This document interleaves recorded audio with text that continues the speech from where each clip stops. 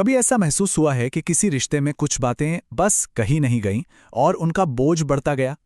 आज हम एक ऐसी ही कहानी को समझने की कोशिश करेंगे जो दिखाती है कि कैसे बिन कहे जज्बात दो लोगों के बीच एक बहुत बड़ी खाई बना सकते हैं। ये कहानी है गलतफहमियों की और उस खामोश दर्द की जो वो अपने पीछे छोड़ जाती हैं। सोचिए, हमारी कहानी की शुरुआत ही इसी एक लाइन से होती है। और ये लाइन ये सीधे रोंगटे खड़े कर देती है। ये हमें सीधा कुशल के मन में ले जाती है, जहां हम बिना वजह जाने ही उसका दर्द महसूस करने लगते हैं। आखिर हुआ क्या होगा कि कोई अंदर से इतना टूट जाए? चलिए पता करते हैं। तो कुशल के इस तरह टूटने की वजह को समझने के लिए हमें दिवाली की छुट्टियों से ठीक पहले के दिनों में लौटना होगा। यहीं पर उसके और दिव्यांशी के बीच का जो टेंशन था वो साफ दिख रहा था। कहानी का ये पहला हिस्सा, एक अधूरी दिवाली, उस इमोशनल तूफान की जमीन तैयार करता है जो आगे आने वाला है। जरा सोचिए उनके रिश्ते की नाजुक हालत के बारे में। एक पुराने झूठ ने उनके बीच पहले ही एक दरार डाल दी थी, और अब जब माहौल जश्न का होना चाहिए, दिव्यांशी की खामोशी एक हथौड़े की तरह उस दरार को और भी चौड़ा कर रही है, जिससे कुशल और भी अकेला महसूस कर रहा है। और यहीं पे कहानी और भी उलझ जाती है। इस बर्फीली खामोशी के बावजूद वो एक पल शेयर करते हैं, एक हैप्पी दिवाली। एक तरफ से देखें तो ये सुलह की एक छोटी सी उम्मीद हो सकती है, लेकिन दूसरी तरफ ये अंदर जो कुछ भी चल रहा है उसे छिपाने के लिए बस एक सोशल मास्क भी तो हो सकता है। यही कन्फ्यूजन इस पल को इतना तनावपूर्ण बना देता है। तो छुट्टियां शुरू होती हैं और साथ ही शुरू होता है कुशल का प्लान। कहानी का ये अगला हिस्सा एक तरफा कोशिश के बारे में है। कुशल की वो बेताब कोशिश जिसमें वो उन दोनों के बीच की दूरी को मिटाना चाहता है। चलिए देखते हैं कि उसने अपनी उम्मीदें और कोशिशें किस तरह इस रिश्ते को बचाने में लगाईं। देखिए, ये सिर्फ किसी का होमवर्क कर देना नहीं था, नहीं, ये एक बहुत बहुत सोचा समझा इशारा था। कुशल ने दिव्यांशी के होमवर्क पर जो हर एक घंटा बिताया वो उम्मीद से भरा एक घंटा था। वो सिर्फ जवाब नहीं लिख रहा था, वो एक तरह से अपनी कहानी को फिर से लिखने की कोशिश कर रहा था, ये साबित करने के लिए कि उसे परवाह है। वो अपना दिल दांव पर लगा रहा था, बस इस उम्मीद में कि दिव्यांशी से देखेगी। और अब आता है वो पल, सच का पल। कुशल की सारी मेहनत, उसकी सारी उम्मीद बस एक मुलाकात पर टिकी है। क्या उसका ये कदम रंग लाएगा या उसे बेरुखी की दीवार से टकराना पड़ेगा? नजरअंदाज किए जाने का डर बहुत ताकतवर होता है, और ये डर अब कुशल की हकीकत बनने वाला था। जरा इस सीन को इमेजिन कीजिए। दिव्यांशी ठीक वहीं है, वो नोटबुक जो कुशल की कोशिशों का सबूत है तैयार है। कुशल का दिल शायद जोर जोर से धड़क रहा होगा। यही वो पल है। दिव्यांशी का बस एक शब्द या तो उसकी सारी मेहनत को सही ठहरा सकता है या उसकी उम्मीदों को चकनाचूर कर सकता है। ये सिर्फ एक ना थैंक यू नहीं है, ये तो जैसे उसे पूरी तरह मिटा देना है।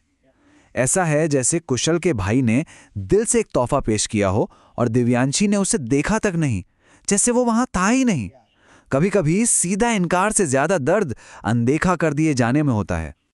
और कहानी इस बात को बहुत ही खूबसूरती से बयां करती है। उस समय जो कुशल के दिल पर बीती, क्या कहें। ये एक ऐसी लाइन है जो हमें अपने दिल टूटने और नज़रअंदाज किए जाने के अनुभवों से उस खाली जगह को भरने के लिए कहती है। ये बिना कुछ ज्यादा कहे हमें कुशल के जख्म की गहराई महसूस कराने का एक बहुत ही पावरफुल तरीका है। ठीक जब हमें लगता है कि कुशल के लिए हालात और बुरे नहीं हो सकते, कहानी में एक नया मोड़ आता है। दिव्यांशी के इनकार का दर्द तो था ही, पर अब दूसरों की बातें इस जहर को और भी फैलाने लगती हैं। अब एंट्री होती है दोस्तों की चाल की। ये एक बहुत ही क्रिटिकल मोमेंट है। एक तरफ है आकृति का जहरीला आरोप जो दिव्यांशी को गलत दिखाता है, और फिर है कुशल का अटूट बचाव। सोचिए, नजरअंदाज किए जाने के बावजूद भी वो दिव्यांशी के लिए खड़ा है। ये उसकी गहरी फीलिंग्स को दिखाता है, लेकिन साथ ही उसकी मासूमियत को भी, क्योंकि वो इस हेरफेर को देख ही नहीं पा रहा है। और यहां चाल शब्द एकदम परफेक्ट बैठता है। एक चाल क्या होती है? फायदा उठाने के लिए एक चालाक योजना। आकृति सिर्फ गपशप नहीं कर रही है, वो एक खेल खेल रही है। और कुशल अपनी वफादारी में अंधा होकर सीधे उसके जाल में चला जाता है। वो किसी और के ड्रामे में अनजाने में एक मोहरा बन जाता है। कुशल और दिव्यांशी के बीच की ये खाई ये लगातार बढ़ती जा रही है, और अब हम उस आखिरी चोट के करीब हैं। वो जानकारी जो कुशल के सबसे बुरे डर को सच साबित करती दिखेगी और उसे पूरी तरह से अकेला महसूस कराएगी। ध्यान दीजिए कि कहानी इसे कैसे एक सबूत के तौर पर पेश करती है। कुशल अपने ही दिल टूटने की कहानी में एक जासूस बन गया है।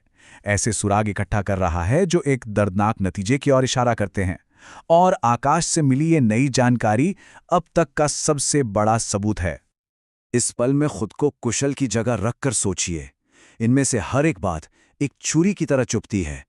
वो आकाश की गली तक जाती है, उससे मिलती है, रोज उसकी इंस्टाग्राम स्टोरीज देखती है। कुशल के लिए ये सिर्फ बातें नहीं हैं, ये उस जुड़ाव का सबूत हैं जिसके लिए वो तरस रहा था। और अब उसे लगता है कि वो जुड़ाव दिव्यांशी किसी और के साथ साझा कर रही है।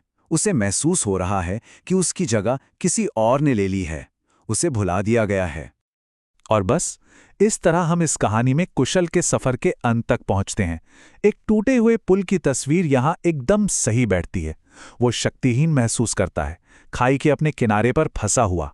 हार मान लेने का यह एहसास शायद कहानी का सबसे दिल तोड़ने वाला हिस्सा है। ये तूफान के बाद की खामोशी है। तो आखिर में हम बस इसी एक सवाल के साथ रह जाते हैं, जब बातें अनकही रह जाती हैं तो क्या गलतफहमियां हमेशा जीत जाती हैं? ये कहानी भले ही कुशल और दिव्यांशी के बारे में हो, लेकिन असल में ये हमारी अपनी जिंदगी का एक आईना है।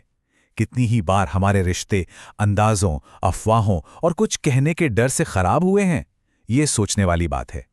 इस विश्लेषण में मेरे साथ शामिल होने के लिए धन्यवाद।